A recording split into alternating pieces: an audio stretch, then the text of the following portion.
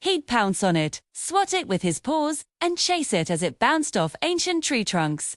He was completely lost in his own little world of fun when his best friend, Mia, the monkey, swung down from a nearby branch. Her long tail curled in a happy loop. Mia was always full of cheerful energy, and her smile was as bright as the jungle orchids. "Hi, Leo," she chattered excitedly. "That looks like so much fun. Can I please play with you and your ball?" Mia looked at the bouncing ball with hopeful, sparkling eyes, imagining all the fun games they could play together. Leo stopped in his tracks, holding the ball protectively between his paws. He looked at his favorite toy, then at Mia's eager face. A stubborn feeling crept into his heart. He wanted the ball all to himself. He hugged it tighter and shook his fluffy head firmly. "No, Mia," he said with a little frown. "It's my ball. It's mine." The words came out sounding harsher than he intended. Mia's bright smile faded, replaced by a look of surprise and sadness. Her shoulders slumped, and her cheerful chatter fell silent. "Oh," she whispered, her voice barely audible.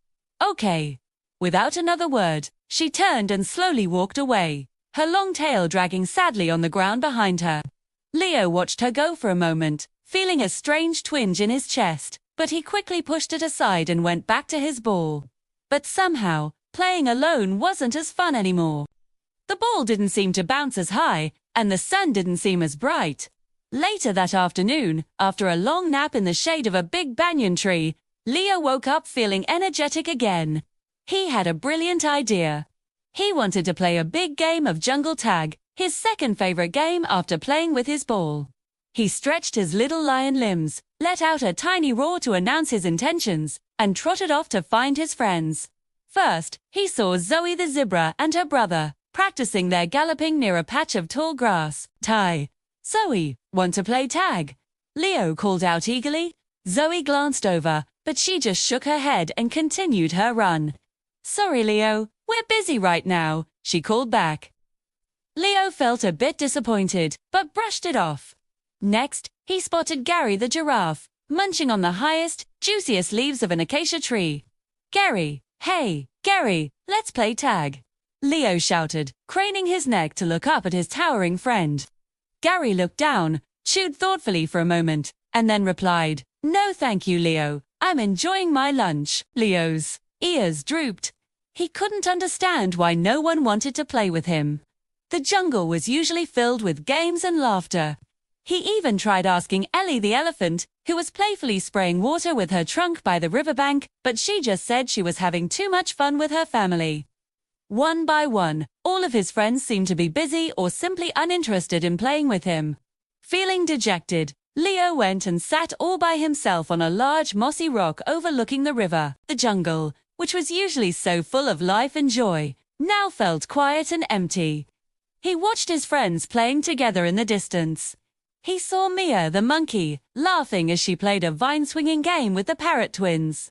He saw Zoe, the zebra, happily chasing butterflies with Gary the giraffe.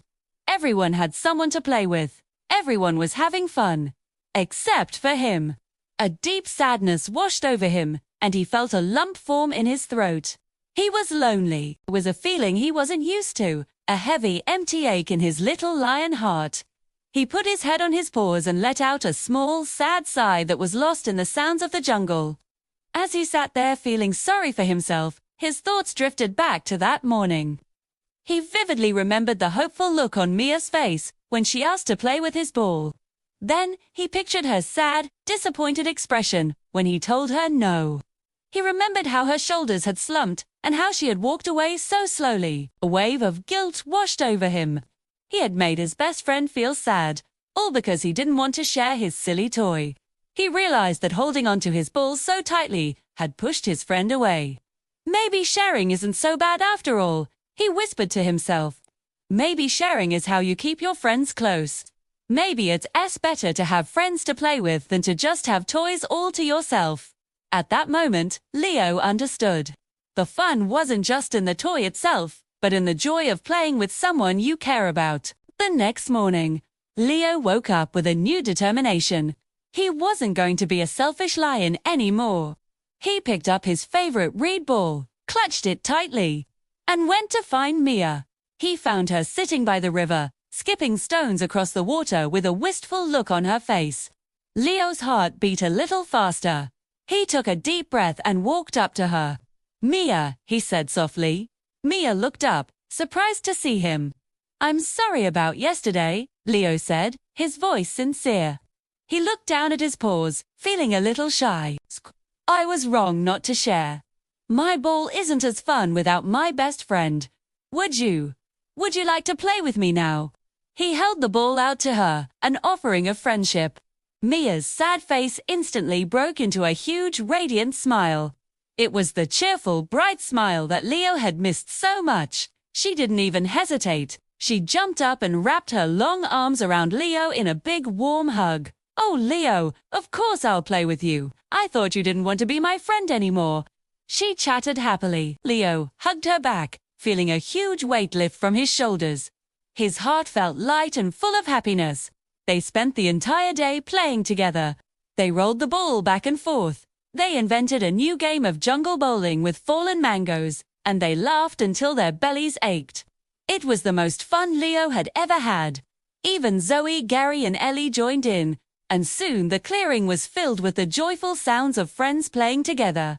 From that day forward, Leo became the best sharer in the whole jungle, shared his bouncy ball, his smooth river stones, and even his favorite napping spot in the sun. He discovered that sharing his toys didn't mean he had less. It meant he had more fun, more laughter, and more friends. He learned that the joy of seeing his friends' happy faces was a far greater treasure than any toy. And because he was so kind and generous, Leo the little lion was never ever lonely again. He was always surrounded by friends who loved to play with him, not because of the toys he had, but because of the wonderful, sharing friend he had become. The moral of this story is a simple but very important one. Sharing your toys and your time is a wonderful thing. Because sharing doesn't just make others happy, it makes you happy too. It's the best way to make and keep wonderful friends. Thank you so much for listening to Leo's story today. If you enjoyed it, don't forget to like, share, and subscribe to our channel for more fun stories. See you next time.